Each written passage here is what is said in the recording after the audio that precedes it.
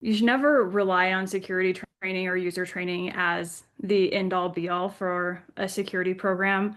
At the end of the day, people are people, they're going to make mistakes. They're going to click the clicky button on the clicky link, and it's really hard to prevent people from doing that. But it can be really helpful in as awareness training. And so, what we're going to talk about more today is some of the ways that adversaries are exploiting digital conditioning and just being able to make our users more aware of what adversaries are doing and um, how they're finding tricky ways to exploit users. Welcome for everybody joining here. I want to welcome Alex Berninger. Have you been on before, Alex? I have not. You have not. All right. Well, we hope that you'll come back a bunch. I've had the privilege of hearing Alex speak in front of our CISO Advisory Council, and she's got a lot of great insights. She's senior manager of our threat intelligence team, and looking forward to our conversation today. As we were preparing for this conversation, the topic, which we're going to get into later, has to do with security training. So before I pop off on my opinions about it, I'm curious, Alex, your general thoughts around security training. Um, yeah, and I think my general thoughts are that you should never rely on security training or user training as the end all be all for a security program. At the end of the day, people are people, they're going to make mistakes. They're going to click the clicky button on the clicky link, and it's really hard to prevent people from doing that. But it can be really helpful in as awareness training. And so, what we're going to talk about more today is some of the ways that adversaries are exploiting digital conditioning and just being able to make our users more aware of what adversaries are doing and how they're finding tricky ways to exploit users can be really helpful. I think in just getting our users to think about to like maybe raise that yellow flag or that red flag of and think twice before they proceed into downloading a malicious link or otherwise. What are your thoughts? Yeah, that makes sense. So whenever people bring up security awareness training, I always sort of cringe. I don't cringe. I just generally I generally dislike security training because in the programs that I've seen, we don't shame people here, but I've seen too often where the team responsible for the phishing training takes a little bit of glee in catching people out and forcing them back through training. And the numbers, on the research that I've seen indicate that you're never going to get below a certain percentage of people in your organization, and it's pretty much always the same people every time that are falling for it. Um, and so, like you said, the depending on people not clicking the clicky link as a means of securing your environment is akin to using a hope and a prayer as a strategy for security. And so you have to have something in place in case, not in case, when that fails. Like my favorite story behind this was a pen test at a previous company where we actually managed to compromise one of our senior executives' accounts. And this guy, I'm not going to name names or shame anybody, but he understood all of the training. He was really, really switched on. And the pretext in that pen test that year just happened to um, make sense contextually. It was a good lure, and they used a domain name for the malicious domain that had an extra letter. The company name with an extra letter in it, and that extra letter was invisible not just to him, but to another senior executive that he brought over to say, "This feels weird. Look at it with me." And they both missed it, right? And so if you have two people that are deeply educated in correct behavior and they still fall for it, the conclusion that you end up having to conclude is that people are going to, at times, fall for a fish, and you have to have um, detective and response controls in place for when that happens. And so the whole idea behind teams that like to shame their users really bothers me because there are times when even people that are exceptionally well trained are going to fall for it. Now, we're not going to go into that today because like over my time in the industry, I remember when I first started, it was really common for, I don't know if it was really common, but it was certainly more common that uh, you could deliver exploits to a browser by sending a maliciously or a specially crafted uh, like image file and exploit vulnerabilities in the rendering engine. We don't really see much of that anymore, do we? No, no, we don't see that too often. Right. And so what we see is when people are exploited through phishing or through the browser, that we're actually looking at exploiting the human. We're talking them into doing something they shouldn't do. And I really was intrigued by your take that as we develop better defenses, our adversaries adapt, and that what we're going to talk about today is how adversaries are adapting to the good habits that we have instilled in our users, and they're exploiting a desire for people to follow those good habits. Uh, at the end of this today, we're gonna leave you with some free training resources. I think this is a brilliant idea because every time one of these new attacks came up in previous jobs or in this job, we get asked, "Can you put together a training?" And the answer is, "But do I have to?" Right? Well, Alex has done that, and I'm going to let her tell a story about how we came to building this thing.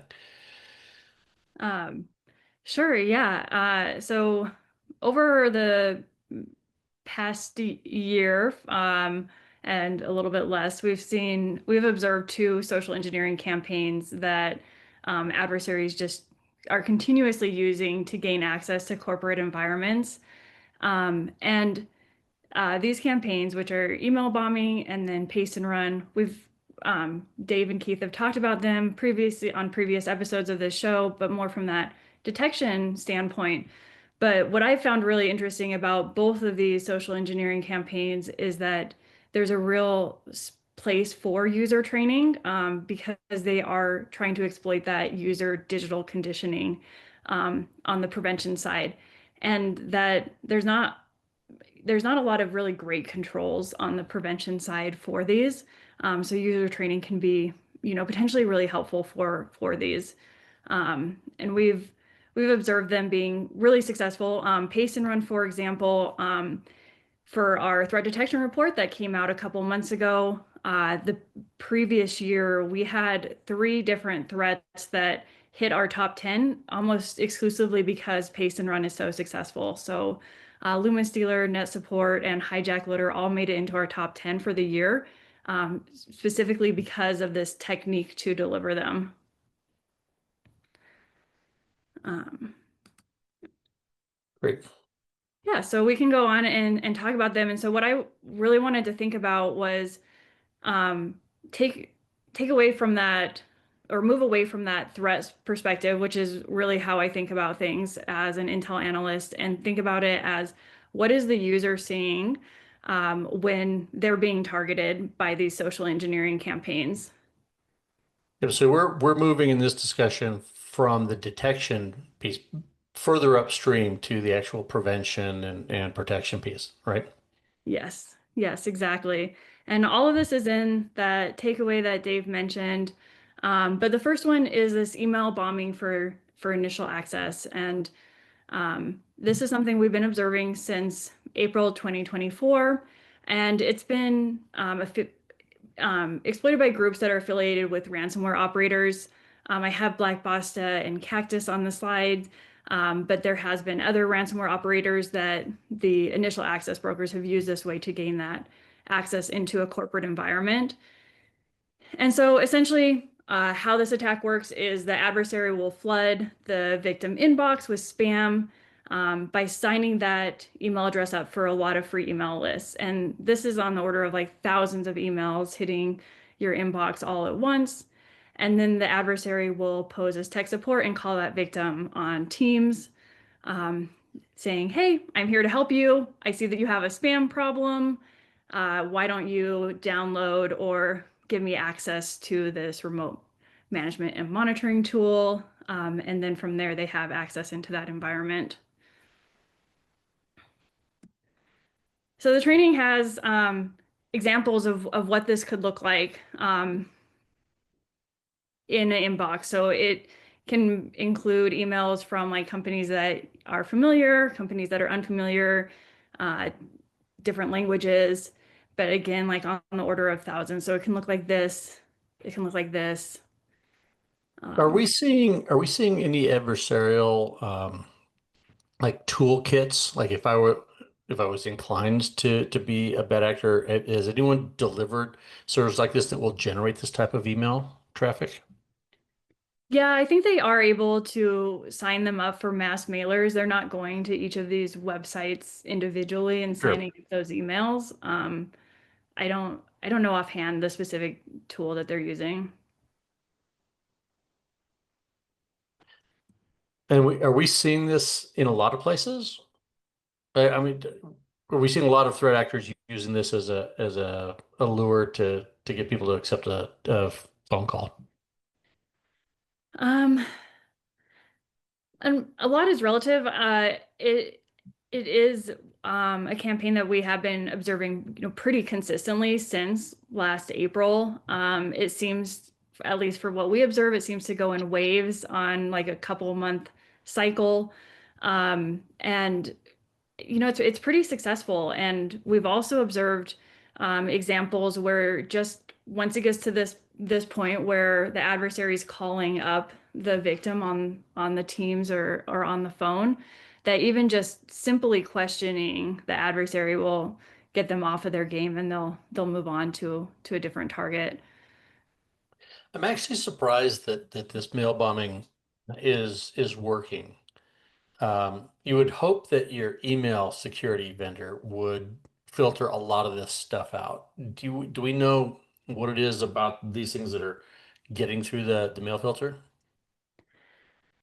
I think that it's a lot because they're, marketing emails that people do sign up for legitimately. So even though they're being signed up for in mass, um, if you were a user that I think I saw the oatmeal on one of those lists that wanted to get the oatmeal's weekly newsletter and get a little bit of laughs out of it, then you wouldn't want your spam filter to filter that out.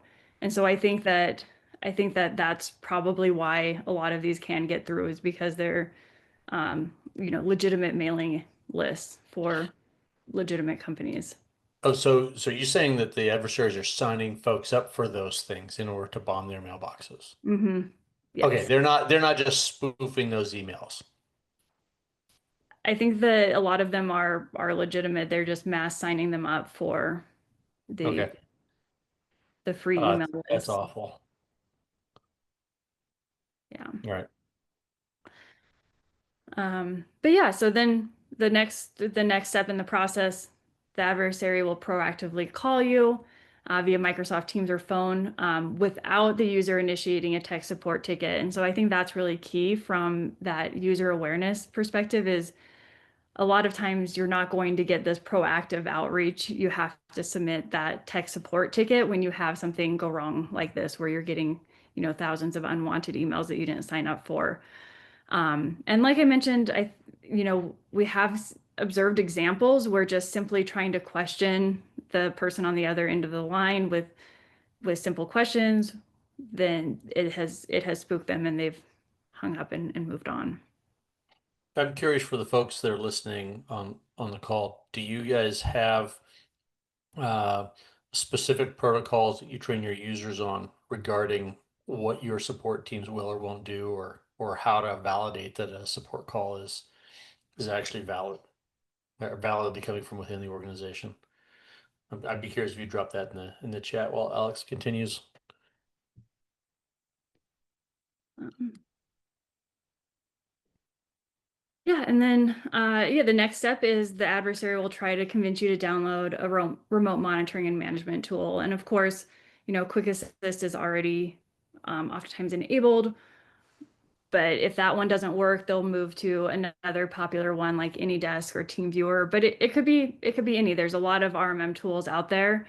And of course, these this might not look suspicious to a user who's dealt with IT support before, where IT does get access to their desktop and is able to operate on their behalf.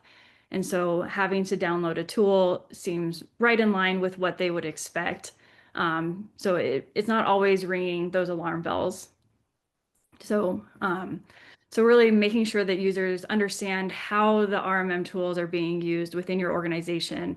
What are the approved list of RMM tools that are in your organization, and how your IT or security staff would ask a user to download that or use it can be really helpful in just giving that kind of awareness. So Alex, we've got a question in the chat here. If a client doesn't allow external domains for creating a chat or adding an external team member, and they only allow domains that we have business with, would they still be susceptible to this kind of attack? Is that an effective control against this type of attack? Yeah, that is an effective control, and I have that later on in the deck as well, that configuring your teams to have a very strict allow less for external calls is effective. Cool. Thank you.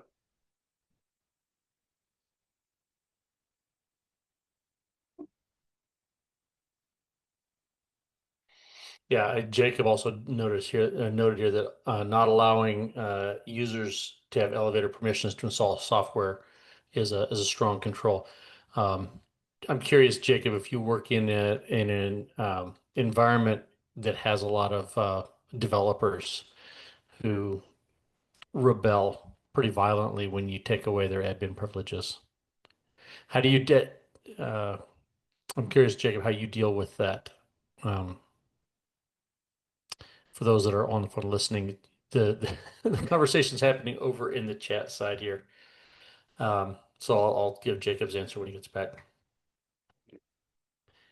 Yeah, and I think Nick's comment is great too. That's a great idea to have a daily passcode for users to verify that they're talking to the right person. Oh, that's interesting. So that was on an intranet page. That was sort of a common uh, daily code that anyone calling in to offer support would have to also know in order to validate their authenticity. So that's a good idea. That's great. All right. Well, how about the paste and run? All right, so pace and run, another one that's been talked about a lot on office hours. And again, it's wildly successful.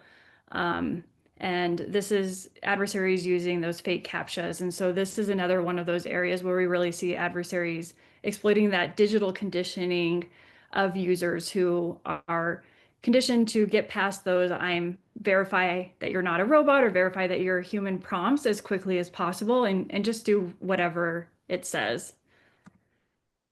Um, and so yeah, these can take a lot of different types of lures. And so one lure is what I mentioned. They like verify you're a human, verify you're not a robot.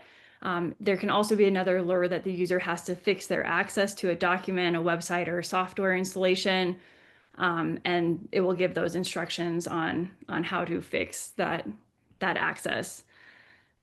This is something we started observing in August 2024, and again has remained really, really popular since then. And like I mentioned, so popular that a lot of our top 10 on a monthly basis and even on our yearly threat detection report, even though we only started observing this in the latter part of the year, those, three of our top 10 on our yearly report made it because of this technique.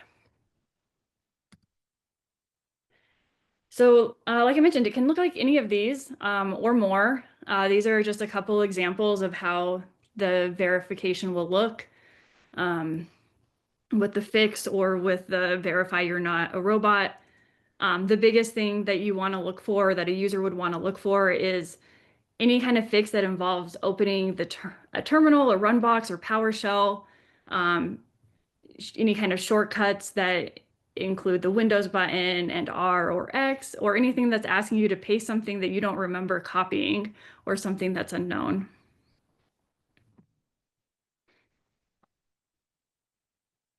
So kind of looking in a little deeper of what's actually happening. So the users are presented with that lure. Once they click the button, it's covertly copying that obfuscated PowerShell command to the clipboard, and then it presents those verification steps. Once the user follows those verification steps, they inadvertently run that command, and that command connects to the command control and downloads malware. We've observed a lot of stealers and loaders, as well as RMM tools. And we just released, and I believe it was talked about last week, a new bird, Mocha Mannequin, that uses the paste and run technique and has some ties to ransomware.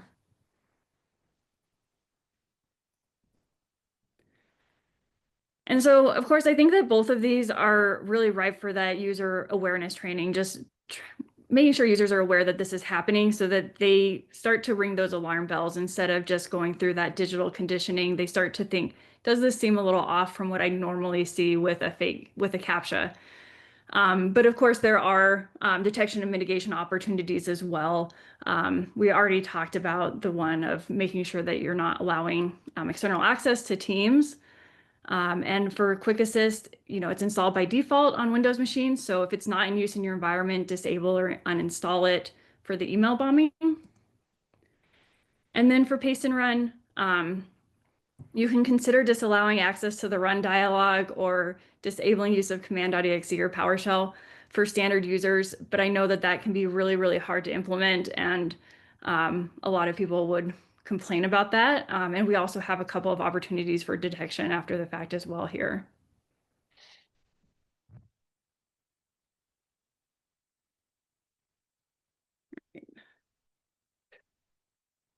So, Alex, Colin in the Q&A section, um, says that he's seen two new techniques that are using the Explorer window and another using accept cookies attacks. He's sharing some links here. Do either of those ring a bell with you? Or is that something we should do some homework on? Yeah. No, I think those are ringing a bell. Um, I don't have any information on exactly what we've been seeing with those yet.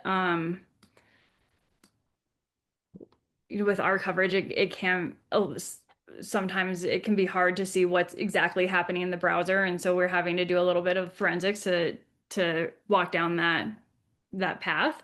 Um, Hmm. but that's something I can go back to the team with and ask about as well. Yeah, I've taken a note on that as well to take a look at those. Thanks for pointing those out, Colin. So what I loved about the lead up to the conversation today was your expression of frustration that we keep seeing people in our customer environments um, being exploited in these ways. And one of the thoughts you had for as a solution to that is to put together a training that we can share with the entire community so that folks can take this back and basically a ready-made training so we don't have to cook that up ourselves. Tell me a little bit more about that.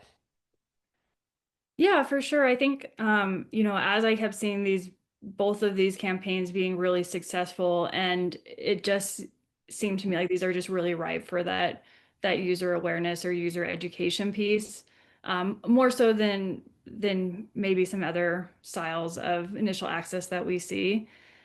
And even though that both of these have been, written about in a lot of blogs across the community, just getting those images together into one document or slideshow, I thought could be really helpful because particularly when it comes to that user awareness training, it's both like understanding what to look for and an image can be really powerful in that.